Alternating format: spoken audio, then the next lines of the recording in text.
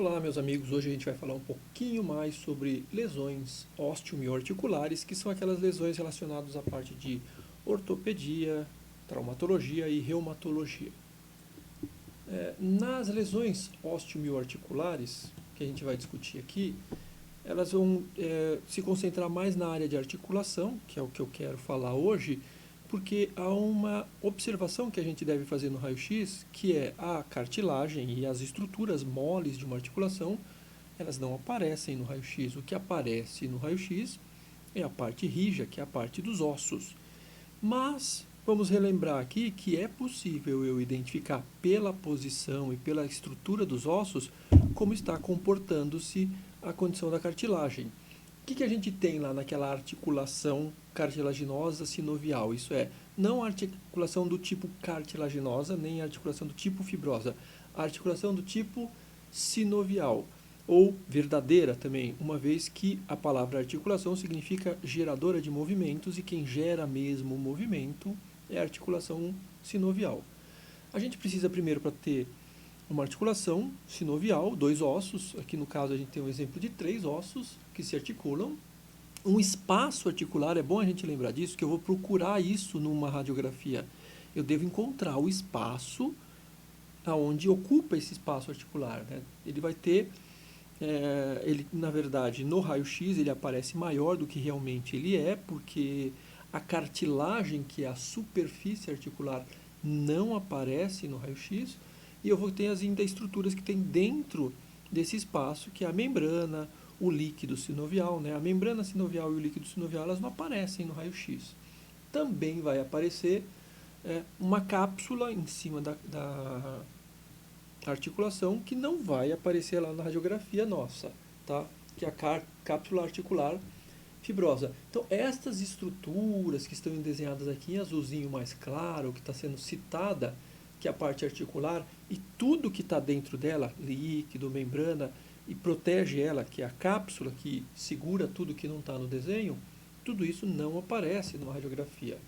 O que a gente precisa lembrar, então, para entender agora, quando eu vou ver a radiografia, eu tenho lá, ó, a primeira imagem que eu tenho lá, uma articulação. Ela vai ter uma imagem bonita, vamos dizer assim, uma imagem com o formato anatômico que você aprendeu lá nas aulas de anatomia. E as patologias, as doenças, elas vão modificar a estrutura, criando irregularidade na sua superfície. Apesar de eu não ver a lesão, eu vejo a irregularidade que vai se formando. Vamos lembrar que numa articulação, quando está o seu início de um processo patológico, talvez não apareça nada, porque seja muito sutil para aparecer numa radiografia. E aí a gente diz que é apenas uma lesão articular aguda. Mas quando ela se transforma numa lesão mais crônica, que vai ficar estabelecida que aquela lesão está no indivíduo, o que vai acontecendo? Vai acontecendo esse processo aqui, ó. A destruição, a separação dos dois ossos que estão bonitinhos, eles vão começando a ficar irregulares. Aqui numa fase aguda, como eu disse, não tem muita diferença. Mas à medida que vai cronificando, vai se deteriorando a parte da cartilagem, as estruturas internas, a ponto de criar, às vezes, até comunicação entre um osso e outro, podendo chegar, inclusive, a essa condição aqui, que é uma anquilose. Isso é uma condição onde a articulação perde a sua capacidade de movimentação, né? A anquilose é a perda do movimento articular. Essa imagem aqui, a gente pode comparar as duas. Uma à sua esquerda, se você observar bem o contorno da imagem, olha como que ele é bonito, regular, com um desenho muito perfeito, dá para se notar que é uma pessoa jovem, né? A gente consegue notar que é uma pessoa jovem ainda tem as fises de crescimento aqui, né? Que é aquela separação entre o corpo do osso e a região em que encabeça o osso, né? Aqui é uma tíbia, aqui é a fíbula e aqui é um fêmur, né? O fêmur também dá para ver essa linhazinha ainda de crescimento. A fíbula também dá para ver um pouquinho da linha de crescimento separando o corpo da cabeça da fíbula. Essa articulação jovem está bem alinhadinha, bonita, com bastante concentração e distribuição de cálcio. Lembra? Concentrado, tem bastante cálcio, e ele é bem distribuído no osso, tá? Então veja essa imagem do lado aqui na comparação. a estrutura já não é mais da mesma condição que a anterior, ó, não está tão é, lisa, vamos dizer, não está tão lisa, está irregular. Já começam certos desvios e começa a aparecer umas superfícies pontiagudas ainda aqui nas quinas, ó, essas pontinhas aqui, ó, essas pontinhas que representam o quê? Processos inflamatórios que estão se calcificando. E esses processos inflamatórios geralmente são na cápsula, na parte de fora do osso. Lembra que a cápsula não aparece? Ela não aparece, ó, na imagem boa. Ela aparece? Não, não aparece. Aqui o que acontece? Eu não vejo a cápsula, mas eu vejo a calcificação dela em cima do osso. E aqui também, ó, um espaço que vai sendo diminuído, tá? Nesse caso aqui está diminuído mais na parte medial, tá bom? Mas é uma pequena diminuição ainda. Bom, quando eu tenho essa condição de alteração, de lesão na região articular, a estrutura óssea se comporta mostrando alguns sinais. Então é possível olhar para uma radiografia e procurar alguma coisa. Lembra, se é uma lesão ainda inicial, a gente não tem muito o que ver, não dá para enxergar muita coisa. Mas ela já está há bastante tempo, já dá para ver tudo. Então a gente vai vendo isso, ó.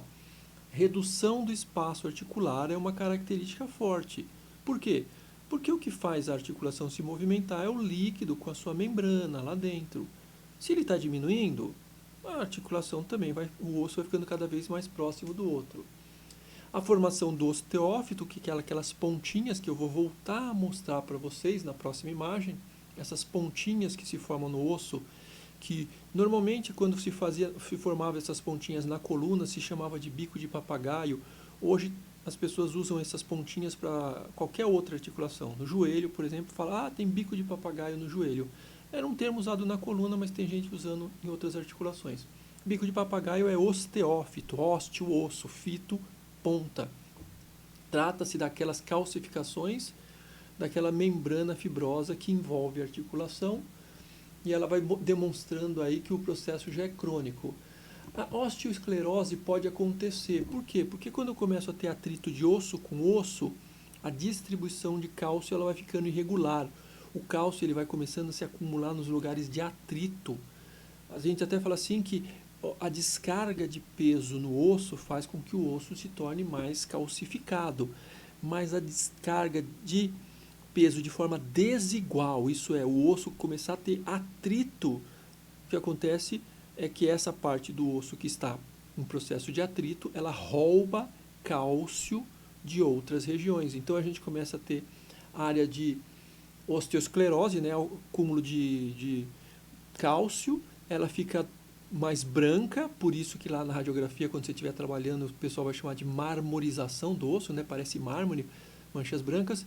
Em compensação, outras partes do osso vão estar mais claras do que o normal, vão ficando mais rarefeitos.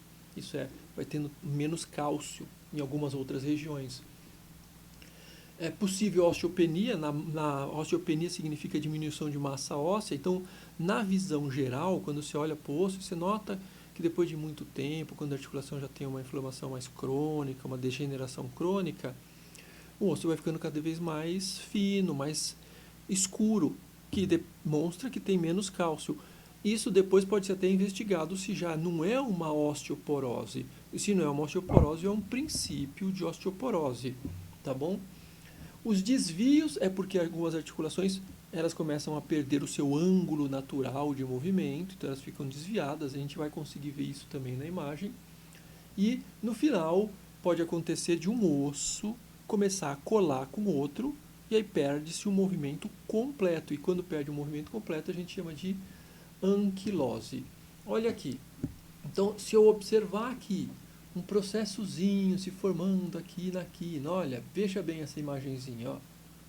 Essas pontinhas. E isto é um osteófito. Olha essa região aqui, ó. Diminuição de espaço articular. Tinha que ter mais espaço aqui. Aqui essa região, inclusive, tem que ter um disco chamado de menisco que ocupa o espaço aí. E ele está sendo pressionado. Outra coisa que a gente pode notar é o desalinhamento aqui, ó. Não está muito alinhado, não. Está fora do lugar. A carga do peso está saindo sempre nessa região. E aqui ela está perdendo o alinhamento. Aquela marmorização aqui não aparece muito não, aparece só com uma irregularidadezinha nessa região aqui, ó. Mas não é uma irregularidade que a gente consegue ver com facilidade, tá? Mas tem um pouquinho já se formando. Outra situação que a gente consegue ver aqui é essa massa aqui, ó, já bem inflamada, com um contorno bem irregular. O espaço já aumentou bastante, aí, ou melhor, o espaço já diminuiu bastante, a inflamação aumentou bastante e o desvio da articulação se tornou tão grande que já é visível aqui, ó, tem um degrau aqui e no degrau eu já vou encontrando as pontinhas chamadas de osteófitos. E essa massa esbranquiçada é a osteosclerose, as pontinhas são os osteófitos. Aqui já vai começar um processo, se deixar, vai começar um processo de anquilose. Isso aqui é um desvio grande de articulação, tá? Olha só, neste caso, você já está vendo uma fase muito avançada de um processo de degeneração da cartilagem. Não tem mais aquele espaço entre um osso e outro. O espaço que a gente diz entre um osso e outro está tão diminuído que está quase se colando. E aí pode acontecer de colar. Veja, às vezes o movimento é tão pequeno aqui, tão pequeno, que a pessoa quando tenta se movimentar gera uma dor muito intensa. E muitas vezes se faz a opção de, já que está anquilosando, vamos impedir que isso aconteça, isso é, que perca o movimento. E colocamos aí uma prótese. O que seria uma prótese? Substituir a articulação. A prótese ela vai fazer com que o indivíduo tenha o movimento. Eu vou mostrar uma prótese para vocês daqui a pouco. Essa outra imagem aqui, ó, o osso como está fininho, ó, é uma osteopenia.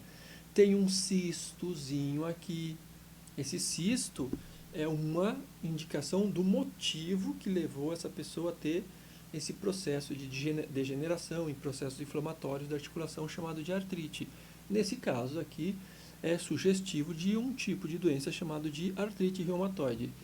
Aliás, a gente pode falar aqui de várias outras formas de artrite hoje. A gente vai dar alguns exemplos de artrites, tá? Olha essa imagem aqui, ó. A articulação completamente destruída. O que a gente vai? Vai lá, tira essa cartilagem, essa estrutura toda aqui, coloca tudo partes de metal ou partes sintéticas, como borracha, plástico, outras coisas assim. Tá? Depende muito da articulação. O que vocês estão vendo aqui, ó, aqui embaixo, ó, o que vocês estão vendo aqui é uma radiografia com uma prótese. Ó, a parte de cima da prótese, um metal, a parte de baixo da prótese, outro metal. Tem um espaço bem feito. Por que o espaço? Porque neste espaço foi colocado aquelas borrachinhas que vão imitar o menisco. E no joelho tinha que ter menisco.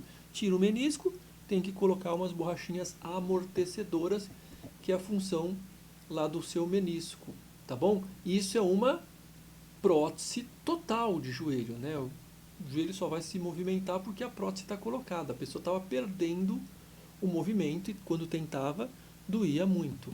Um desgaste grande. Aí a pergunta é, mas como que as pessoas chegam a esse estágio? Bom, existem vários processos que geram isso. Então aqui tem alguns exemplos, tá? As articulações podem sofrer processos de inflamação, como, por exemplo, as artrites. A artrite é a inflamação da articulação. Do tipo reumatoide, quem tem doença reumática, aquela doença no sangue, e o sangue, o sistema imunológico ataca a cartilagem, acaba atacando algumas articulações de grande porte, ou de mão, de bastante movimento, que tem muita carga.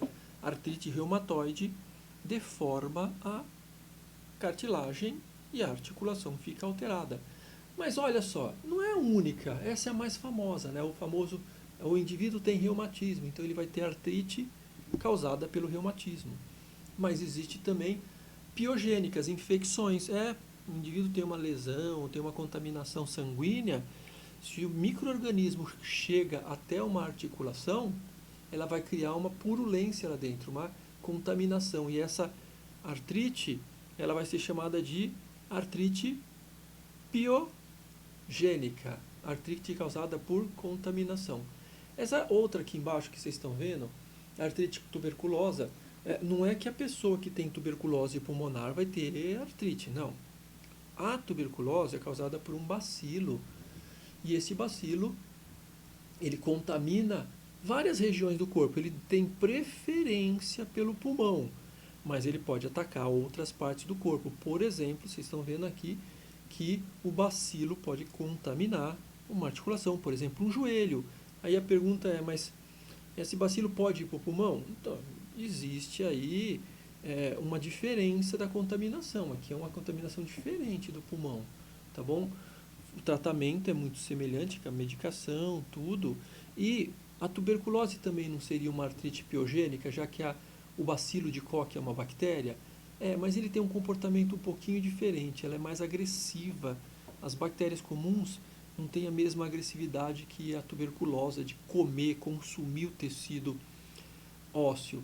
Existe a artrite causada por gota, né, que é aquela questão do ácido úrico, retenção de ácido úrico no corpo. Quando ela começa a reter aí na área da articulação, acontece às vezes de gerar a famosa gota, a artrite gotosa, e inclusive a causa às vezes muitas dores quando a pessoa resfria muito uma articulação. Por exemplo, o indivíduo dormiu num ambiente frio e deixou o pé para fora. Quando ele acorda no dia seguinte, o resfriamento do pé dele, por ele ter esse problema de gota, né, problema de ácido úrico, os cristais vão se formando dentro da articulação.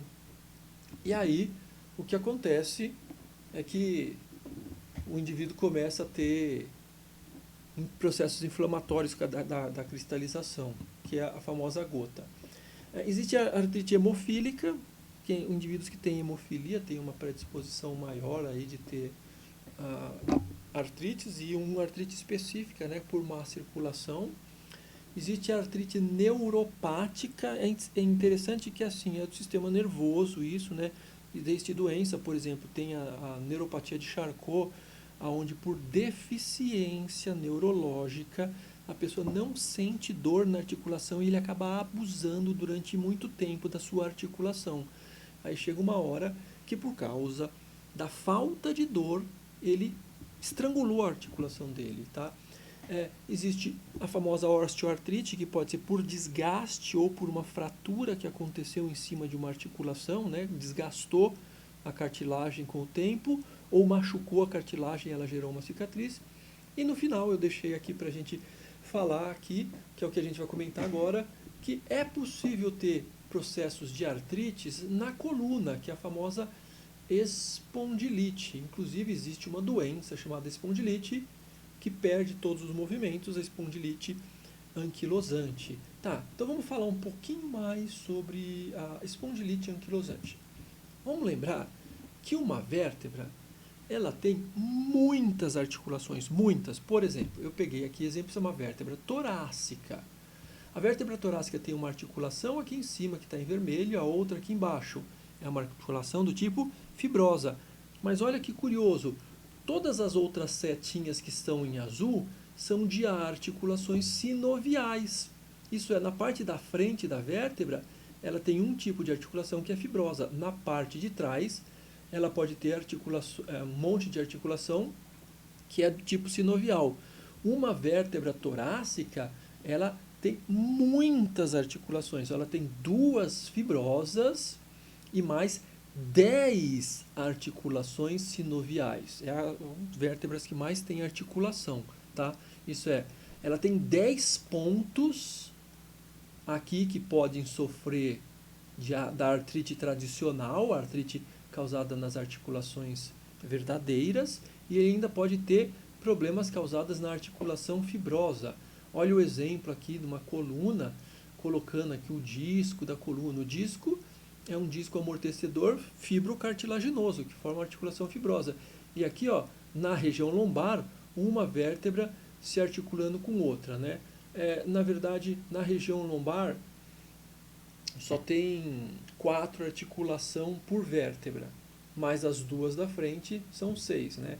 Na vértebra torácica tem que ter 3 dessas articulações aqui que vocês estão vendo, para 3 de cada lado para cada costela, tá bom?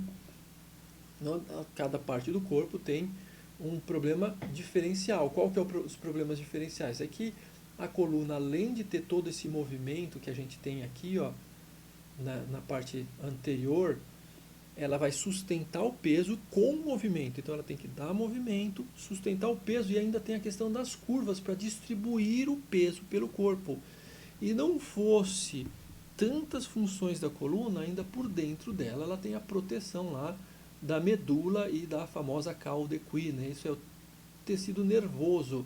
E todos os processos que podem acontecer patológicos perto dessas articulações, pode olhar aqui, ó, todas elas passam muito perto da saída das raízes nervosas. Então, muitas vezes, um processo inflamatório na coluna pode atacar aí a parte neurológica. Observe aqui, né, os espaços que eu estou mostrando dos discos, tá? E olha aqui, ó. O que está acontecendo? Em algumas regiões, quando a gente faz uma radiografia anterior, a gente consegue ver até as articulações posteriores, né, as faces articulares. Aqui a gente está vendo as anteriores, aqui quase não dá para ver as posteriores, né, que são aquelas articulações sinoviais, que dá para ver um pouquinho melhor. E observem aqui, ó, em algumas regiões já tem um pouquinho de articulação mais baixa do que o normal. Mas aqui está dentro do padrão que a gente espera, né? A articulação com aquele formato arredondadinho, bonito. À medida que vai se formando os processos degenerativos, vai acontecendo essas pontinhas que vocês estão vendo aqui em vermelho, ó. Essas pontinhas que vocês estão vendo em vermelho são os osteófitos, ou os bicos de papagaio. Nota esse daqui, olha o tamanho desse bico de papagaio aqui, ó, é imenso, e olha o espaço entre uma vértebra e outra, muito reduzido. Olha esse outro espaço aqui. Bom, do mesmo jeito que pode ter problema na parte anterior da coluna, pode também ter problema de articulações aqui na parte posterior. Existe uma doença que inclusive ela é conhecida como coluna em bambu. É porque uma vértebra começa a se colar com a outra e quando você faz uma radiografia, dá a impressão de ser aqueles gomos de bambu, um colado no outro. O que não é um comum, porque a nossa coluna, as vértebras têm que estar separadas com espaço, uma vez que entre uma vértebra e outra tem aquele disco cartilaginoso ou fibrocartilaginoso que não tem que aparecer no raio-x, né? Ele tem que deixar a impressão de ter um buraco ali, tá? Essa espondilite anquilosante, ela tem 3 etapas, né? Ele começa lá na região cervical, endurece, a pessoa não consegue mais mexer a cervical, depois passa para a região torácica, a pessoa fica encurvada e, no final das contas, o corpo dela passa a ficar lá na frente, como vocês estão vendo aqui, ó. Uma fase 2, fase 3. O que está acontecendo? Aos pouquinhos eles estão se colando cada vez mais vértebras. Essas figuras é só para demonstrar, né? Quando a pessoa não consegue mais encostar a nuca numa parede, é sinal de que a espondilite já está começando a desenvolver. Tem gente que fica na fase 1, tem gente que fica na fase 2, tem gente que atinge a fase 3, né? Ninguém sabe direito por que acontece, isso aparece por volta de 27, 28 anos de idade, mais frequente em homens. Tá? Olha só, aqui está por que foi chamada de coluna em bambu, porque a coluna começa a se fundir, ó, o que é normal, osso com osso, cartilagem. Aí o que acontece? Começa a ter aqueles processos inflamatórios que dificultam o movimento, mas no raio-x não vai aparecer ainda nada assim muito forte, é uma coisa sugestiva ainda, mas de repente começa a colar um osso no outro. Isso não é uma coisa que vai de uma hora para outra, né? Essa espondilite anquilosante é uma coisa que demora anos para se formar, uma vida toda, na verdade. Agora, existem outras inflamações que são a das partes de trás, que nós usamos o termo antigo ainda, que é apofisites. Então, as artrites da parte posterior, que existe artrite na coluna, é muitas vezes chamado de apofisite em relação ao antigo nome que é apófise, né? Dos processos transverso e processo espinhoso, antigamente usava o termo apófises, não usava o termo processo. E aí não dava para falar processite, não dava para falar. Como era apófise transversa, ficava como apofisites. Bom, Então é isso, meus amigos. Eu espero que vocês tenham entendido, espero que vocês tenham gostado e daqui a pouco a gente se conversa lá na sala.